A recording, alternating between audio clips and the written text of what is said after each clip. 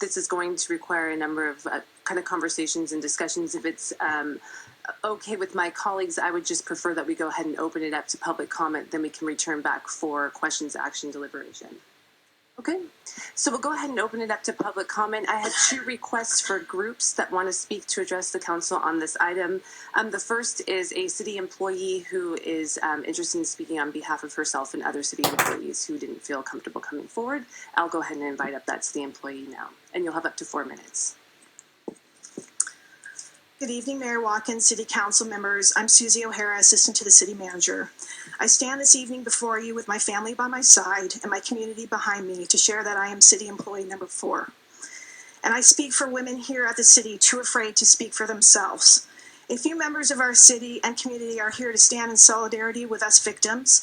I ask others in chambers who would like to join them to please feel free to raise your hands. I'm honored and humbled to have you all here with me. I am City Employee number 4, but I am not a faceless number. I'm a mother of 3 young daughters, a wife to my husband, a devoted public servant who has withstood months of abuse, an abuse that continues through Councilmembers Glover's persistent victim blaming and zero recognition of the harm that he has caused.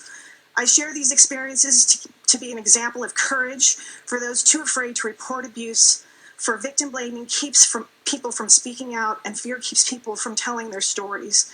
I'm here to tell my story in spite of that fear, because you need to hear me and you need to understand.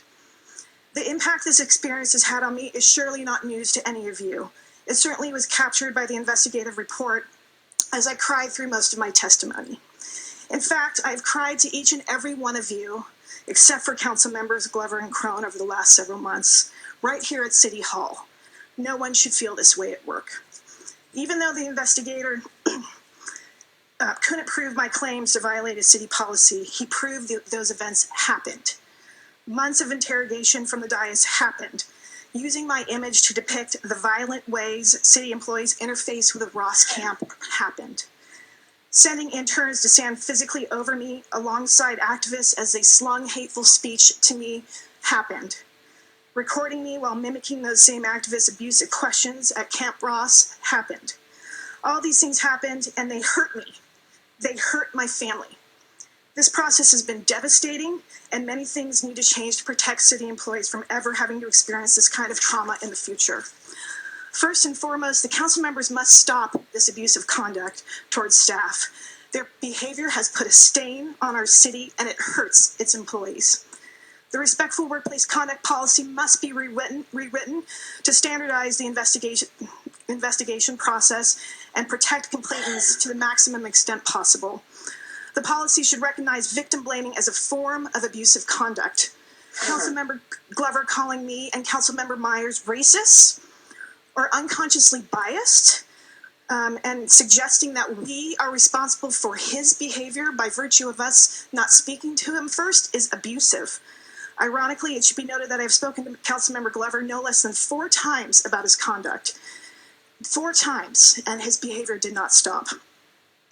Further, if the policy continues to include council members, it should define disrespectful behavior from the dais.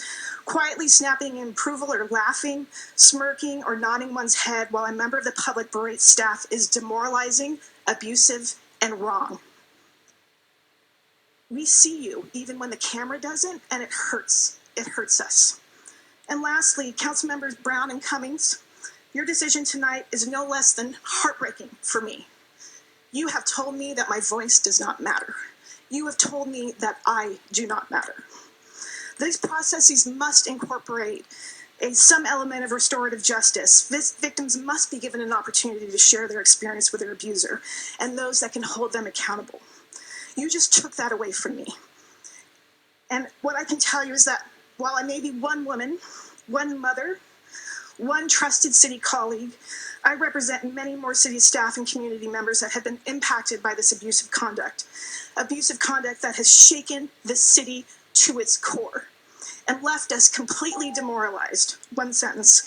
You must take that into consideration during your deliberations tonight. Thank you, Susie. I got to stop you. I thank you very much. You can finish it. We'll have you go next after we have one more presentation, and that is for former and current members of city.